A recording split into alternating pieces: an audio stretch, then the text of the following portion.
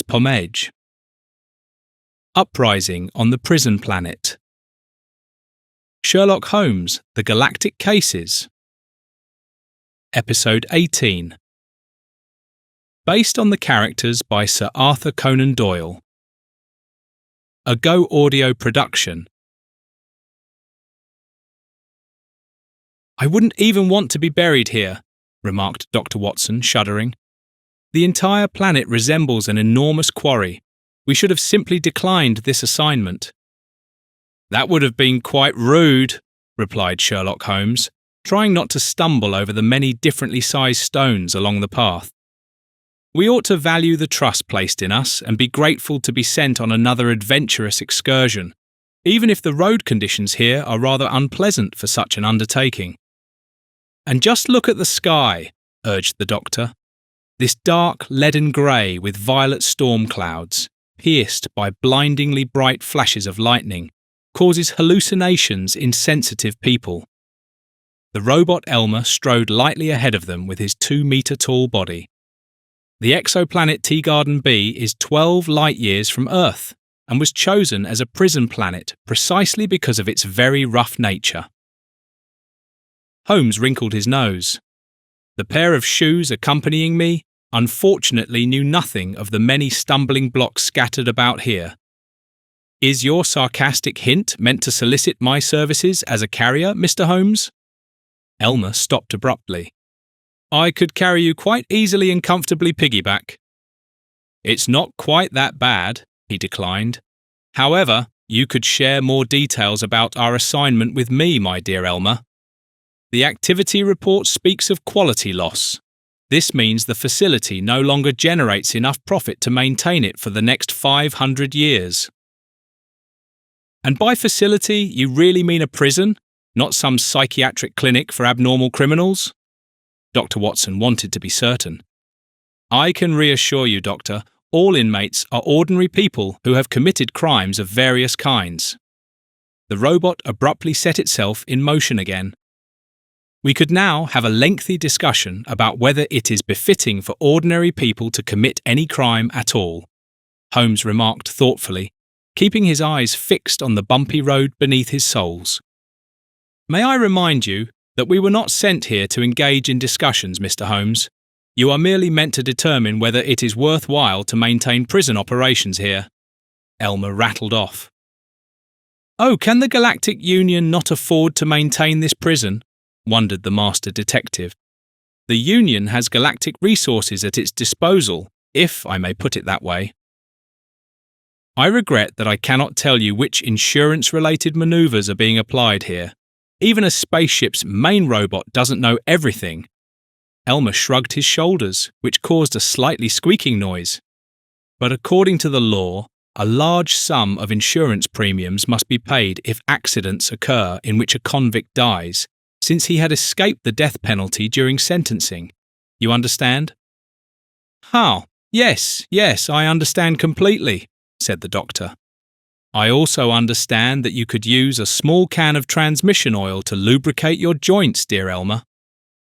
"Since I cannot feel pain, that is not necessary." "Enviable," muttered Holmes. "I already feel pain in my soles." "The soles of your shoes are far too thin, Mr. Holmes," remarked Elmer. "Completely unsuitable for this mission." "I'm slowly beginning to wonder whether I'm the right man for this mission." The detective pressed out between his teeth. "After all, the inmates have already been sentenced, so there's no detective work for me to do. For a human brain, this certainly presents a significant challenge." Elmer tried to convince him that he was precisely the right man for the job. "I cannot swear to it, but in a prison, there is always someone who claims to have been imprisoned unjustly." "And is that the case here?" Holmes hoped for a mental challenge to solve a crime for which the wrong person had been convicted. "No," Elmer disappointed him, "and that is not why you were sent here." "Are there only male prisoners housed here?" Dr. Watson inquired curiously. "No, I can reassure you, Dr. Watson," replied Elmer. "There are 35% women here who are no better than male humans, and who committed the same sorts of crimes. Some even committed rather unladylike crimes. If there are only 35% women, that tells me that women are indeed better people than us men, the doctor remarked after brief consideration. That's a fallacy, Elmer quickly objected. It merely means that fewer of them got caught whilst committing their evil deeds. Or the women can enjoy the assistance of their husbands, Holmes chimed in. Just think of Lady Alltheft, the kleptomaniac, dear Watson. She never had to appear before a court because her honourable husband, the good-natured Lord Alltheft, subsequently paid for all of her loot. Could Lord Alltheft not find an honest wife, Mr. Holmes? The robot wanted to know. His choice of wife had something to do with feelings, explained Dr. Watson. But I suppose a machine person cannot comprehend that. As far as I am aware, humans' feelings change very quickly when something does not suit them. Yes, Elmer, but not all people are the same. Lord Alltheft was absolutely besotted with his wife. Moreover, he had a good heart and donated most of what she stole to a charity raffle, Dr. Watson recalled. I even won a rather beautiful Chinese vase from the Han dynasty there once. Unfortunately, our housekeeper, dear Mrs. Hudson, broke it whilst dusting. In the prison we are about to visit, there is also a charitable person, Elmer announced. He stole internal organs from the rich and gave them to the poor. He wanted to donate a politician's heart to an orphan, but unfortunately was caught beforehand. Now he is among the 65% male inmates. And what happened to the heart? Dr. Watson became alert. Did the orphan receive it after all? Elmer shook his head. No, the heart was reimplanted into the politician, and the poor orphan had to make do with a pig's heart. She was a sweet girl named Pamela, but afterwards was only ever called Miss Piglet. And what about the staff? Asked Holmes. Are there female wardens alongside the male ones? No, there is no human staff here. All wardens are robots. Only the director, Mr. Barclay, is half human, a so-called cyborg. Oh, I'm quite excited to see what someone like that looks like. Dr. Watson looked forward to making his acquaintance. Which half of him is still human, the lower or the upper? One cannot tell so clearly, and I am entirely unaware, however, he does possess several capabilities beyond those of other humans, which is why he was even considered for the position of director here in the first place, the robot readily informed them. And what abilities might those be, my dear Elmer? The doctor pressed. He possesses the gift of bilocation, which means he can appear in two places simultaneously. I would wager that he makes extensive use of that in his institution, Holmes remarked. I would rather not take that bet, for I regrettably cannot tell you the frequency of his actions in this regard, but you may ask him yourself, or place a wager with him, Mr. Holmes. Ow! Dr. Watson stumbled over a large stone and fell flat on his stomach. Why did we not fly here? Elmer helped him to his feet with care. The weather causes occasional technical problems due to atmospheric disturbances. Even I am receiving interference signals through my sensors that humans would describe as nightmarish. Pull yourself together, Watson, Holmes scolded him. It's not much further. I can see a yellow building appearing hazily up ahead. That must be the correctional facility we're meant to examine more closely. Undeterred, they continued onwards, and, as if someone had drawn back a curtain, the threatening cloud cover tore apart. Indeed, at some distance before them stood a bright yellow building of considerable height. As they drew nearer, they also noticed several flying objects spiralling into a starlit night sky. Ah, it seems one can fly here after all, the doctor grumbled. I could have spared myself that unpleasant encounter with the stony ground. The flight capsules have only a very limited range of operation, Elmer informed him. They primarily serve to monitor prisoners in the facility's outdoor areas rather than to transport visitors. In front of the wide entrance gates, there were also ground vehicles and robots who turned towards the two approaching humans and their fellow kind. "State your identity!" demanded one of them. "Elmer, chief robot of Ultimo 1, and this is Dr. Watson with Sherlock Holmes, the detective. Two humans with orders to examine the profitability of this prison." "Entry granted," squawked the prison robot. One of the two gates rose with a quiet hum, and Elmer stepped through first to introduce himself and his human companions to the director. "Welcome," greeted the man who was waiting in the courtyard. "My name is Bowen Barclay. I have been the director of this penal institution and the overseer of all its 298 inmates for 26 years now. Please follow me to my office."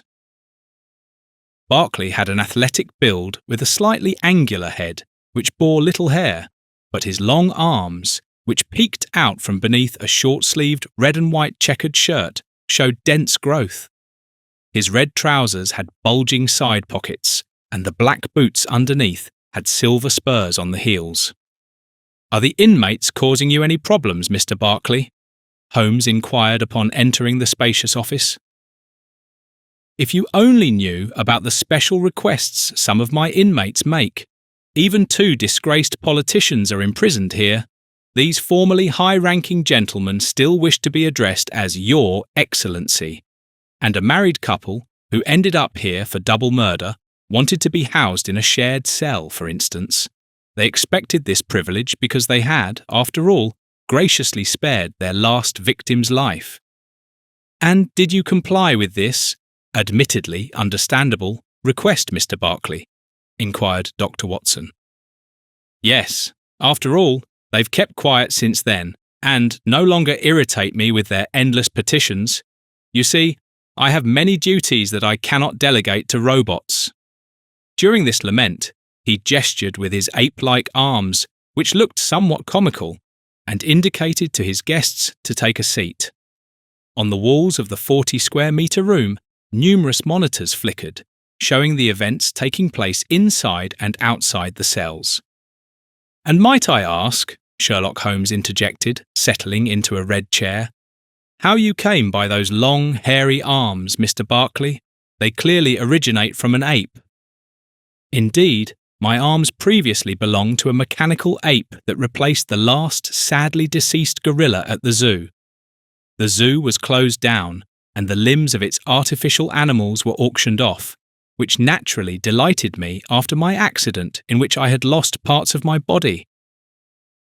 "Ah," lamented Dr. Watson, who stood indecisively before Barclay's large desk. "Could a doctor not help you in any other way? Did you not ask him for an effective remedy?" "When does a doctor ever give a clear answer?" Barclay shrugged with his ape-like arms before placing them on the highly polished desktop. "Besides, we are unfortunately all trapped in bodies that can only survive in space through absolute dependence on the technological and pharmaceutical advances gathered thus far." "Well, we do not need to take any medication, nor do we have any artificial body parts," announced Dr. Watson as he finally sat down on one of the red chairs. "That time will come," Barclay grinned mischievously. "That time will come, especially if you stay here longer, heh heh." Suddenly, a loud siren sounded, so shrill and atonal that goosebumps immediately formed on the bodies of Holmes and the doctor, which visibly amused Barclay.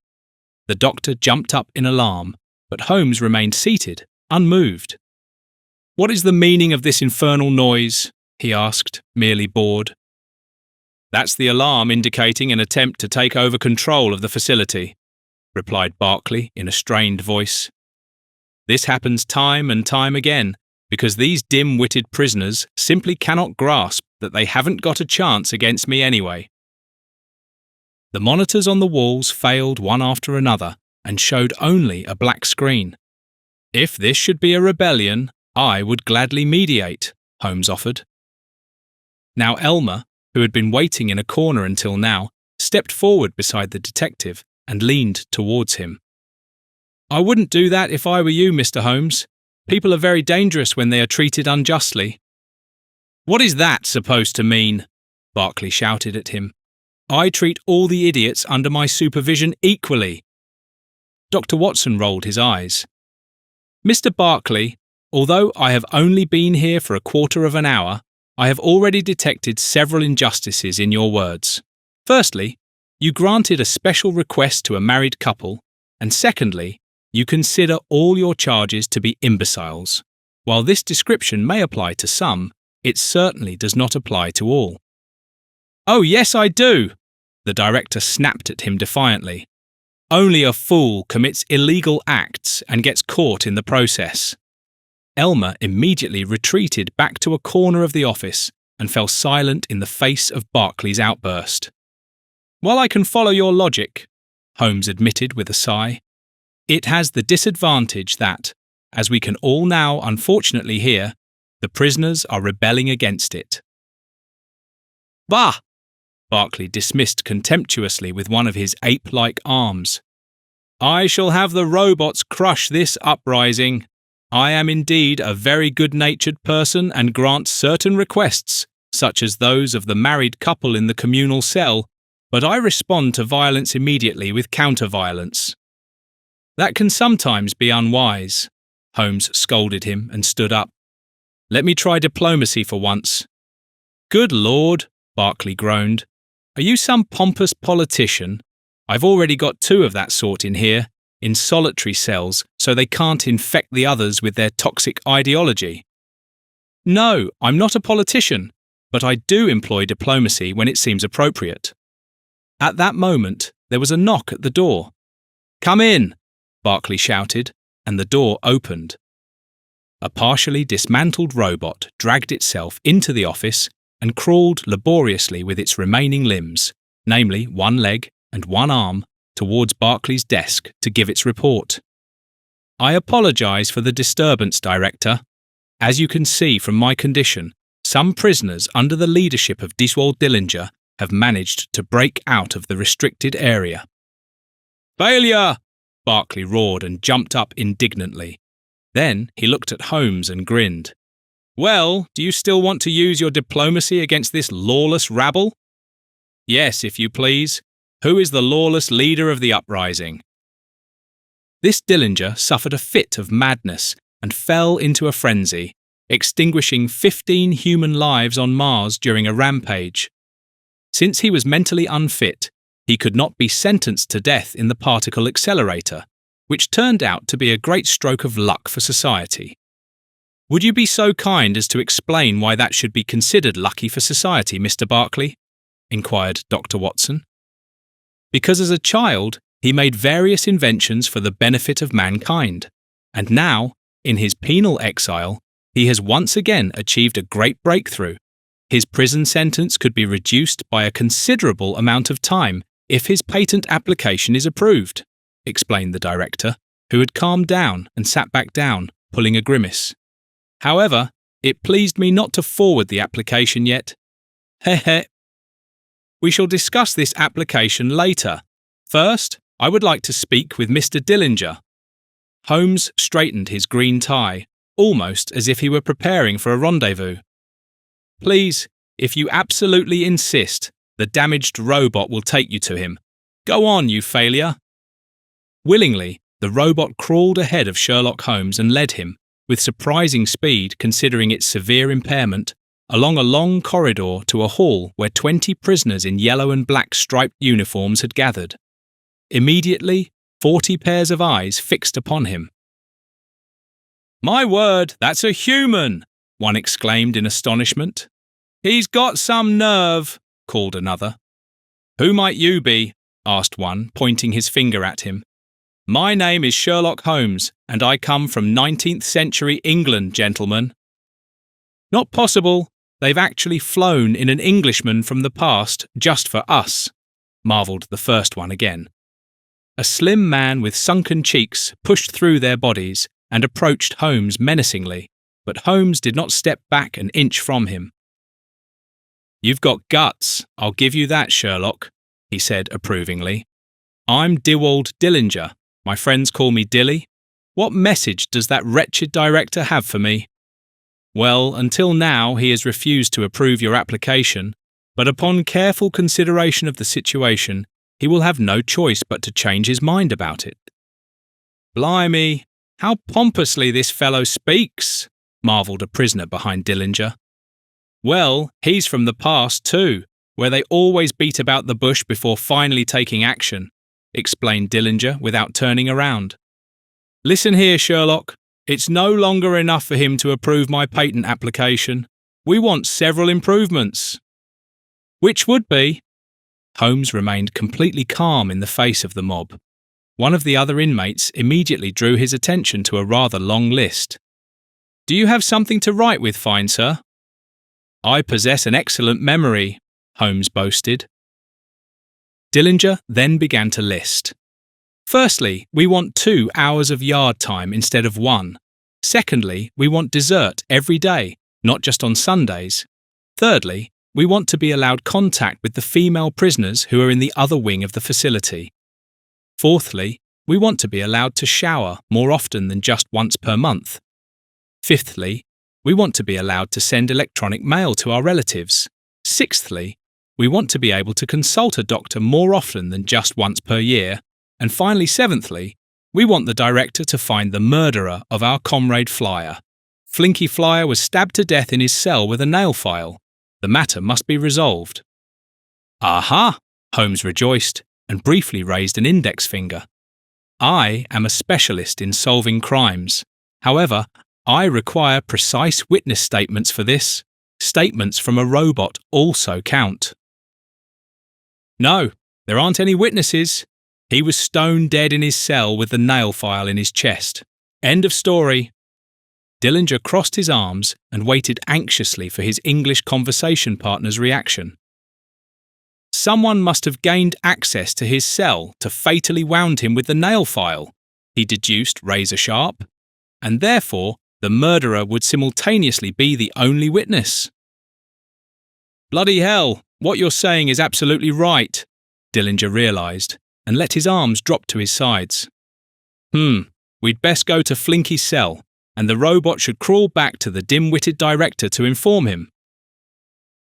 "Very good," Holmes agreed. "Then he can also order the dessert straight away, which will be served to your comrades in the meantime, whilst we make our way to Flinky's cell." "I like you, Sherlock." Dillinger smiled at him, his cheeks dimpling slightly. "We shall get along splendidly." Meanwhile, Elmer had managed to repair one of the monitors in Director Barclay's office, making it possible for them to closely follow Holmes's actions in the hall. "What a wretched lot!" Barclay fumed, slamming his fist on the desk. "Wanting pudding every day, I'll give them what for." "I implore you, Mr. Barclay," Dr. Watson beseeched him. "Good Holmes is risking his life and you're denying the prisoners their dessert." "Well, unfortunately, these cretins aren't prisoners anymore," Barclay hissed through his teeth with fury. "And you clearly want to pin Flinky's murder on me, but these vile creatures have picked the wrong person to mess with." "I understand your anger, Mr. Barclay, but believe me, using force with your prisoners will only lead to renewed unrest. I was an army doctor in my day, and we were shown both carrot and stick to make us function." "We don't serve sweet treats for pudding here at all," Barclay sneered, putting his booted feet up on the desk. "I shall simply have them served something narcotic." "Do not do that, Mr. Barclay, for Holmes will surely have to play cupbearer first and taste it," Dr. Watson warned suspiciously. You might actually be right about that," the director was forced to admit, whether he liked it or not. "There now, you've finally come to your senses," the doctor said with delight. "I fundamentally believe in the good in people." "The belief in the good in people is a very endearing quality. Endearing but pointless," said Barclay, repeatedly tapping his temple. A small delegation of 3 of the rebellious inmates had accompanied Dillinger and Holmes to Flinky's cell. In a small room of no more than 8 square metres were a bed, a sink, and a barred window. On the windowsill were some personal belongings such as a comb, a razor, a large drinking cup with a rather frayed toothbrush in it, a tube of toothpaste, and a folded towel that must have once been white. The cell reeked of urine and decay, which was presumably meant to serve as an additional punishment. "What kind of hatch is that?" asked Holmes, pointing to a square stamped into the floor of a cell corner, similar to a trapdoor. "That's just the waste chute for human rubbish, like faeces, food remnants that climb back up the esophagus undigested, and so forth," Dillinger explained. "When you press this button here, it opens and all the filth falls down." Holmes took measurements with his elbow, intrigued. That must be roughly 1/2 metre on each side. Is it possible that someone very slim could have entered the cell from below?" "No, that's impossible," Dillinger answered with absolute certainty. One of the other inmates, who were waiting anxiously outside the open cell door, spoke up. "I hate to contradict you, Dilly, but it is possible that an emaciated colleague who isn't afraid of anything could lever himself up the shaft, like in a chimney, and then get in here." "And who might that have been, Blader?" Dillinger turned towards him. "The only one who comes to mind is Winky Smith, you know, that scrawny bloke who looks as if he's got consumption." "That's right," Dillinger agreed. "But why would he have stabbed Flinky with the file in his chest?" "No idea," Blader shrugged. "But people have been murdered for just giving someone a funny look. Where might one find this Mr. Winky Smith, who would fit through the waste chute door?" Holmes looked from Blader to Dillinger, both of whom appeared to be thinking hard.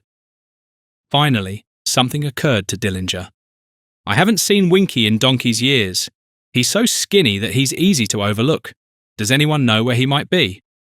He looked questioningly around at his fellow inmates. "I reckon he's in the pantry," guessed one of those addressed. "He was always so hungry and could have easily squeezed through the bars." "Then let's all make our way there," suggested Dillinger and led the way, followed by Holmes, Blader, and the others. The aforementioned pantry was located 1 floor above, accessible via a steel staircase, and had a barred gate through which a normally built person could not pass. The pungent aroma wafting from it could not, in any case, be contained by the metal grating. "An olfactory offence," Holmes muttered. "What did he say?" asked one of the group of followers. "Do express yourself more clearly, Sherlock," Blader demanded. "In my opinion, it smells even worse here than in the cell," Holmes noted. "Indeed, I would even venture to say it absolutely reeks." "He's right," Dillinger agreed with him. "Those can't possibly be the foodstuffs they serve us at lunchtime," remarked one of the other prisoners. "Well," Blader said, shaking his head, "given the taste of the slop they sometimes serve, I could well believe it. Everything tastes as though it's already been through the digestive tract." From his jacket pocket, Sherlock Holmes fished out a lockpick and inserted it into the old-fashioned keyhole of the barred door. "It would be rather amusing if a skilled man such as myself couldn't get this door open." "Yes, open it," Dillinger urged him on, seemingly having worked up an appetite despite the stench. After a few twists, Holmes had finally managed it and opened the door to the pantry. Dillinger pushed past him first, closely followed by Blader. "Oh my!" Blader exclaimed in a moment of shock. "That's Winky, the poor swine." "That's supposed to be Winky?" Dillinger doubted. "I remembered him quite differently." "Might I perhaps enter as well?" Holmes asked politely. When he finally managed to squeeze between the other men into the stinking chamber, he recoiled, for between tins, crates and bottles lay a half-decomposed corpse, whose head was already completely skeletal. Your theory that Winky Smith could have squeezed through the waste chute has effectively died with him, Sherlock," Dillinger stated matter-of-factly. "Yes, judging by how the skinny lad looks, he's been lying here for several days, so he couldn't have been active enough to stab Flinky," Blader summarised. "Why hasn't anyone found him before now?" Holmes wondered. Only unfeeling robots enter and exit the provisioned chamber, Dillinger explained. They couldn't care less about the physical state of a human being. Poor Winky appears to have died of natural causes, Holmes surmised. The way he lies there, completely relaxed, with a chicken leg between his jaws. That's not a chicken leg, but rather a plastic bone with three-dimensional printed meat attached to it, which one can nibble off just like a chicken leg, Dillinger explained. It tastes quite similar to chicken, but don't ask me where the meat comes from, Sherlock. I'd rather not ask about that, he declined, suppressing his rising nausea. We'll have to start our investigations from scratch then, Blader feared. Agreed, Holmes concurred. But let's move away from here to escape this bestial aroma. Yes, let's go back to Flinky's cell. It was much cosier there, advised Bleeder. I'll just take a tin of beer with me. Me too, he heard from multiple voices of the others. Everyone except Holmes, armed with a tin of beer, made their way back to the starting point. What a thieving lot, cursed the director, who had been monitoring the action via screen. The beer tins are only meant to offer a reduction in sentence for good behaviour. And you're not concerned that you've lost another one of your charges to death, Mr. Barclay? Marvelled Dr. Watson. Not at all. I still have. He pondered briefly and used his fingers to help with the calculation. 296 left. You seem to possess little empathy, Mr. Barclay, Elmer presumed. Ha! Empathy! That would be like feeling love for a woodlouse. No, everyone imprisoned here is a wretched criminal, an enemy of honest and upright people, and therefore not worth mourning. The only thing worth mourning would be myself, since I'm composed of so many parts that recycling them would fetch a small fortune. Barclay worked himself up. I'm starting to understand the rebelling inmates, whispered Dr. Watson.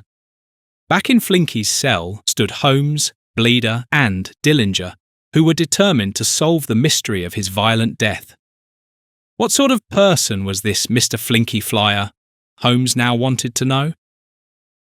Oh, he was our beloved clown and entertained us all, especially with his brilliant parodies of the monkey, Bleeder informed them. His angular face showed a cheerful smile as he remembered his dead comrade. Dillinger nodded with an approving smile. Was the nail file that he was stabbed with examined for fingerprints? Holmes inquired. No, quite the opposite. Dillinger puffed up his sunken cheeks and angrily clenched his fist, which he briefly thrust upwards with vigour. Because the monkey-armed director couldn't care less who was responsible for Flinky's death. Apparently, they've transplanted a monkey's brain into that pompous git as well. So, muttered Holmes. And where did the deadly nail file come from in the first place? Did it belong to Flinky? I don't see one on the windowsill. No, we're not allowed to possess nail files at all, Dillinger explained, and pointed to the wall with the bed. For trimming finger and toenails, there's a strip of coarse metal fixed to the wall next to the bed. Ah, I see, said Holmes, recognising the 3 centimetre by 10 centimetre metal strip as a fixed nail file substitute. I thought it was a decoration. Bah! Dillinger made a dismissive gesture and then pointed his thumb at himself. We are the only decoration in this prison. Yeah! The others in striped uniforms shouted enthusiastically in front of the open cell door.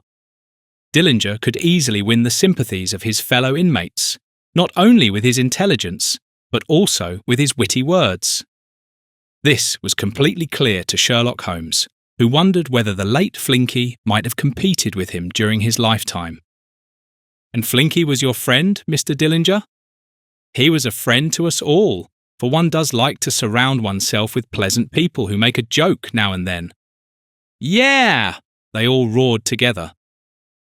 Surely by now, Mr. Dillinger, you must have some suspicion about who might be responsible for this pleasant fellow's death, Holmes speculated. No, Sherlock, neither I nor the others here have any suspicion in this regard, except towards that half-wit who's allowed to govern us." "Indeed!" Beside himself with rage, the governor could observe everything through the monitor that Elmer had repaired. "Such utter insolence I have never encountered before in my life," he thundered. His face turned red with anger. "Do calm down, Mr. Barclay, or you might have a heart attack," Dr. Watson warned him. "No need to worry. My heart comes from an elephant. It can take quite a beating. Besides, I also possess an elephant's memory.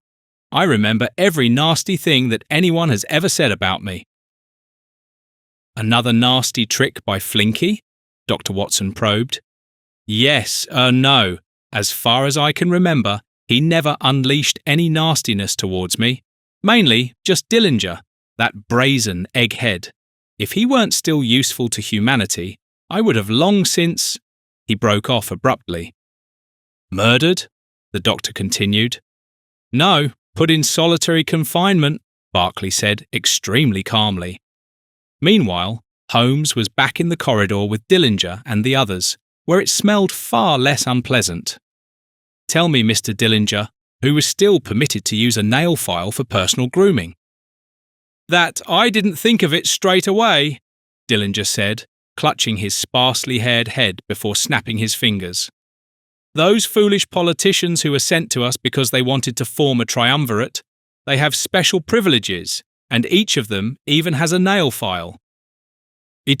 But a triumvirate requires 3 politicians," Holmes objected.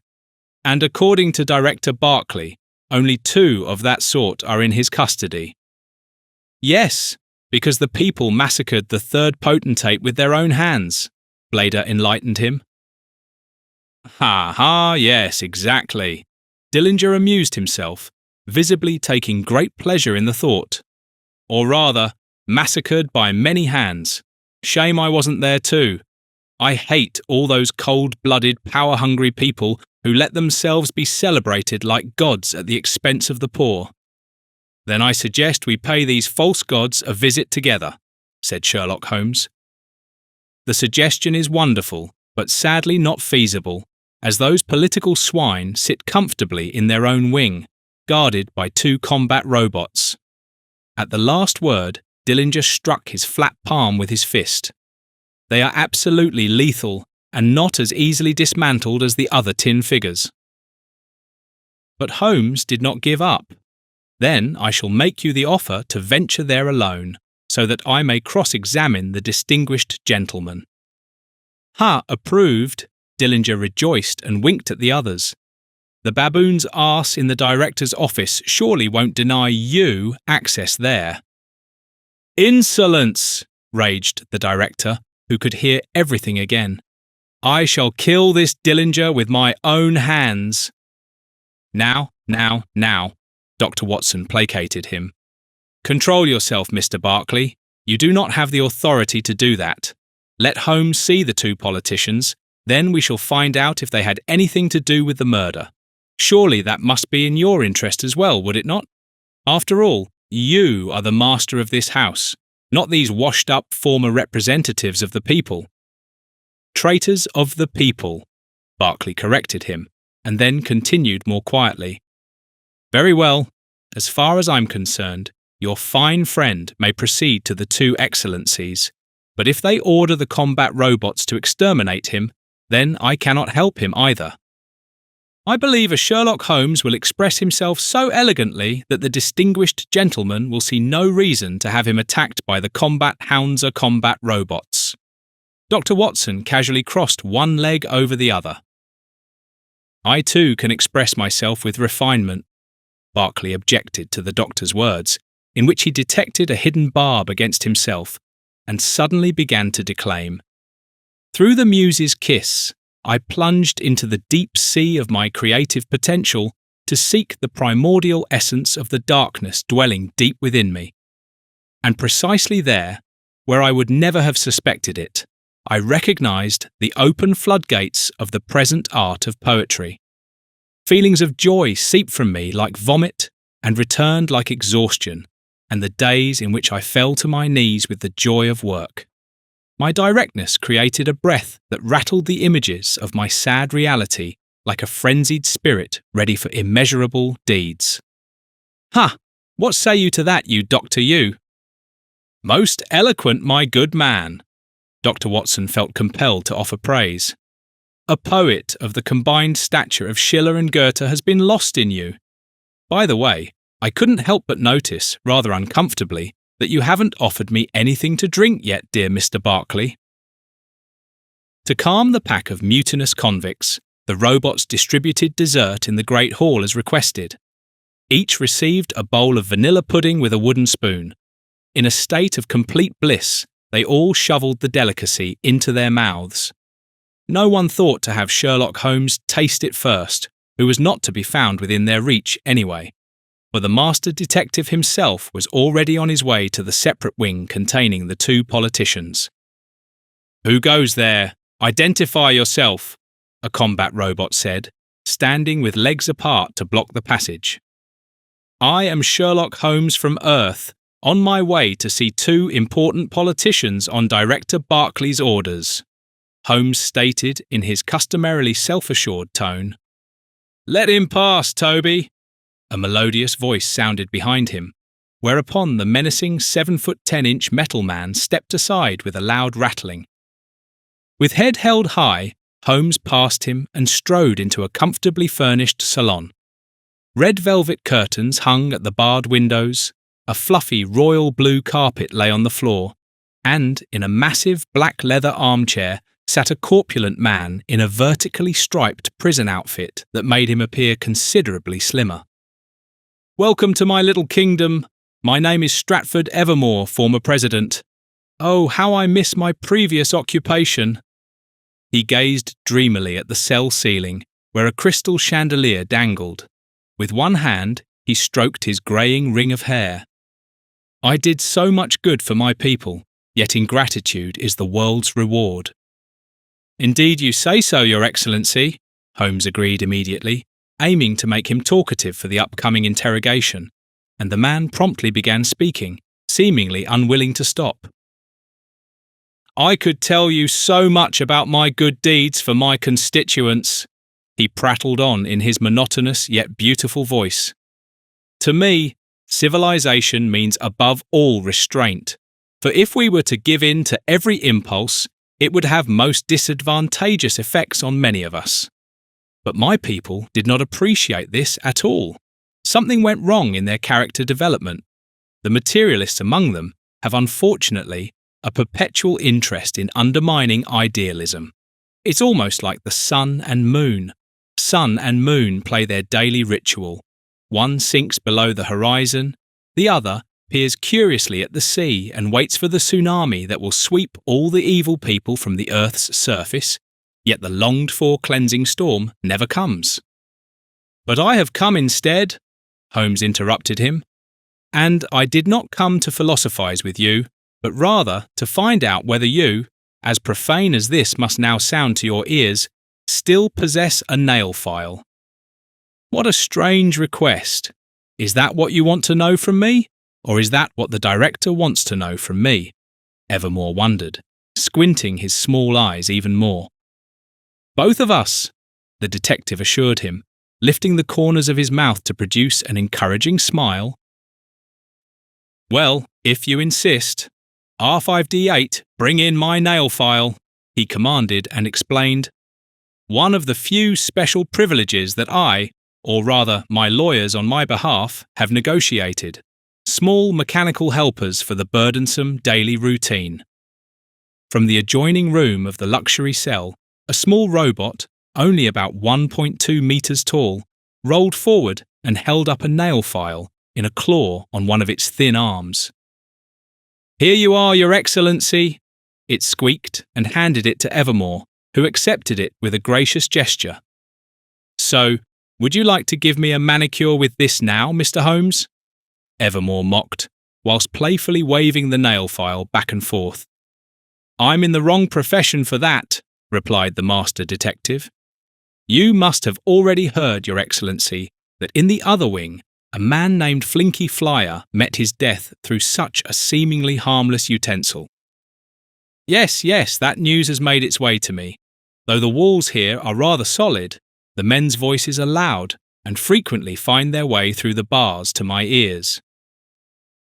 Ah, it is a blessing to be able to speak with an educated man, Holmes flattered him diplomatically. I do not wish to speak ill of those who are absent, but this Mr. Dillinger, well, he does have rather vulgar way of expressing himself. Yes, I have already heard about that, smiled Evermore, and returned the nail file to the small robot, which promptly disappeared back into the adjoining room. Speaking of the other inmates, what do you think of your colleague, the other Excellency? Holmes inquired casually. Carlo Connectus? He is an honourable man. We wanted to join forces to become a more effective team in leading the people, when some terrorist decided to destroy our well-functioning triumvirate. Only the two of us remained. Truly a great loss for humanity. Once again, he let his dreamy gaze drift towards the crystal chandelier. Could it be that Flinky Flyer made fun of you and Mr. Connectus? Holmes posed the crucial question. Certainly, that is the main task of a court jester, to make fun of royal personages without punishment. His death must have had quite a different reason, Mr. Holmes, Evermore stated. A reason of which we know nothing. It wasn't entirely clear whether by we he meant only himself or himself and Connectus, but in any case, he placed both hands on his large belly and impatiently drummed his fingers upon it. Then I shall not disturb you any longer, and will proceed to Mr. Connectus. Your Excellency, have a pleasant day. Holmes took his leave and strode back into the corridor, past the combat robot Toby, who had apparently been listening attentively, for his right arm pointed outstretched towards a door some distance away, on which was written in red letters, Caution Zone C. Now it's getting exciting, Director Barclay commented in front of the monitor about Sherlock Holmes's upcoming action. Ha! Now he's going to see the other traitor of the people. May one inquire why there are such different treatments for criminals here? Asked Dr. Watson as he set down his glass of whisky, which the director had earlier handed him from his small home bar. No fortress is so strong that money cannot conquer it, as a certain Cicero once said, Barclay replied, pulling a face. These political bigwigs have enriched themselves so much from public assets that they can afford every luxury even in prison, or shall we say, almost every luxury. That can also lead to uprisings, warned Elmer. I know people, many react to injustice very sensitively and with brute force. Blah, blah, blah, tin can, Barclay sneered. Keep your loose mouth shut. Firstly, nobody asked for your insignificant opinion, and secondly, I want to hear what's about to unfold between the vain man and the even more vain politician. I shall open the gates for him. Immediately, he pressed a button on a console beneath his desk. The door with the red inscription, Caution, Zone C opened as the English visitor approached, revealing a wide corridor that led to a room no less luxuriously furnished than the one he had recently left. However, this room had a grass-green carpet on the floor and yellow curtains hanging at the windows. The crystal chandelier was the same model Holmes already knew from Evermore's small residence, and the leather armchair was identical as well. Only the man who sat enthroned upon it appeared to be the opposite of Evermore, tall and slim, with a head covered in thick black hair and large, expressive eyes. His suit alone was striped like the prison uniforms of ordinary inmates. Holmes politely introduced himself and expressed his request in a few precise words. What you don't say, Carlo Connectus feigned surprise. What happens here? It's simply unbelievable. Well, unbelievable but true, Holmes persisted. May I see your nail file as well, Your Excellency? R7F9, fetch the file, chop chop, Connectus commanded harshly, whereupon a robot similar to Evermore's rolled in from the adjacent room holding up a nail file. Satisfied, Mr. Holmes? As I can see, This is a different robot than the one your political colleague has, Your Excellency. Could it be possible that this is, however, the same nail file that His Excellency Mr. Evermore presented to me earlier? The clever, far-sighted master detective surmised. Whatever gave you that idea? Connectus looked at him perplexedly. Is there another entrance here besides the one I just came through? Holmes continued, unfazed. No, there isn't one, Connectus smiled. But I find your idea extraordinarily charming, to believe that we must share the nail file. Ha! We only once shared political views, nothing more, and that unfortunately led to our joint transfer to this place of punishment. It's quite obvious to suspect this when someone has been stabbed with a nail file that only 2 inmates in the facility are allowed to possess. One of them was degraded to become a murder weapon, and the other, remaining one, could therefore now serve 2 gentlemen for nail care, Holmes summarised. And they didn't tell you that Director Barclay also has such a nail file? Asked Connectus, visibly amused. Or do you perhaps think that the pompous master with the ape-like arms must file his toenails on the metal strip on the wall like the ordinary inmates? Suddenly, as if teleported from nowhere, he stood before them. Director Barclay found himself abruptly in the middle of Carlo Connectus's luxury cell and looked disapprovingly from him to Holmes and back again. What on earth are you doing here? Connectus marvelled. You're the last person I'd tell that to. The director snapped at him rudely. Mr. Barclay, I have not forgotten that you possess the rare gift of bilocation. Holmes addressed him with little surprise. How you managed to accomplish this is not entirely clear to me. However, it plays only a minor role. After all, you have hereby proven yourself how quickly you can appear in one place while still remaining in another. Oh, and now you want to pin Flinky's murder on me, do you? Barclay fumed. But it's not that simple. My appearance is far from proof that I was the one who did it.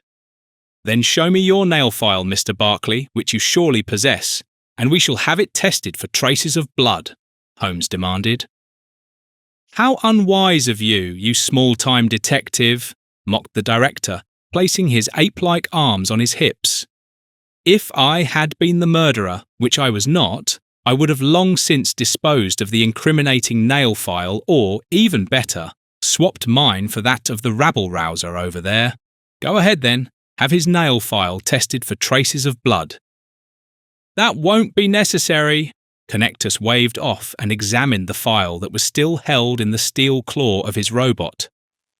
This isn't my file. My nail file had my initials CC engraved in an intertwined pattern. Didn't you notice that, Director? No. Startled by his own hasty response, he looked at Holmes. How could I have noticed that when I never saw his file? Or if you didn't examine it closely before swapping it with your own blood-stained one? Holmes deduced, pointing his finger at Barclay. You feel so confident that you even calmly mentioned the swap you had already made to us, Mr. Barclay. He vanished just as suddenly and abruptly as he had appeared. There's your murderer! Connectus pointed to the now empty space in the middle of the room. Unfortunately, he has the advantage with his gift. Right now, he's likely making the telltale nail file with your initials on it disappear forever. Wherever that may be, Holmes deduced with a hint of bitterness. That's completely irrelevant here, as no tangible evidence like a nail file with blood traces or initials matters anyway, Connectus explained with a grin.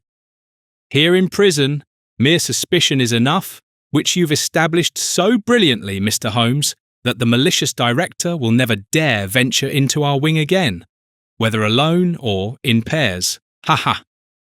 And so it was, for when Holmes reported back to Dillinger on his return, both he and his fellow inmates were highly satisfied. Well done, Sherlock, Dillinger praised him.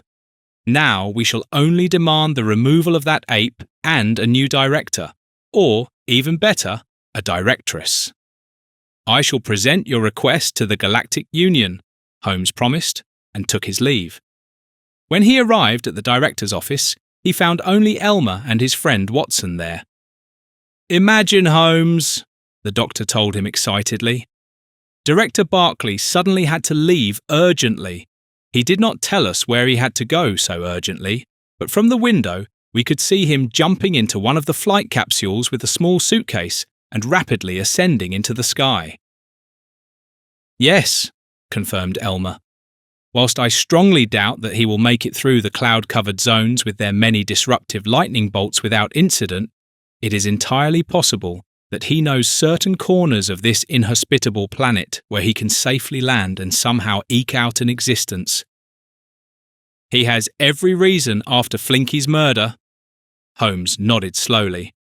"But my dear friend, whilst Director Barclay constantly played the tough fellow, why would he have killed one of his charges?" asked Dr. Watson, aghast. "And personally, at that." "Because this Flinky unfortunately made the mistake of mocking him, as the other prisoners reported to me. He performed parodies of his ape-like manner or something similar. In any case, he admitted his guilt through his hasty escape." Said the doctor. "Now I am only interested in whether he is travelling with someone else, or if another copy of him is still hiding somewhere in this prison. I highly doubt that, but otherwise the wrath of the people would come upon him," Elmer stated. "Well, I would say we have fulfilled our assignment," Holmes stated contentedly. "The insurance company must pay a large sum to Flinky Flyer's relatives due to the director committing the murder.